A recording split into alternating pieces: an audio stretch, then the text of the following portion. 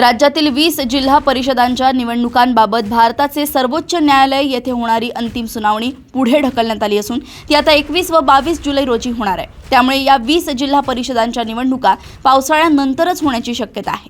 सुनावणी लांबल्याने अनेक इच्छुकांचा हिरमोड झालाय। आरक्षणाची मर्यादा 50% जास्त झाल्याने ओबीसी आरक्षण रद्द ठरवण्यात आले होते। त्यानंतर राज्य शासनाने न्यायालयात बाजू मांडून कायद्यात बदल केला आणि आरक्षण पूर्ववत करण्यात आले। त्यामुळे रखडलेल्या स्थानिक स्वराज्य संस्थांच्या निवडणुकांचा मार्ग मोकळा झालाय।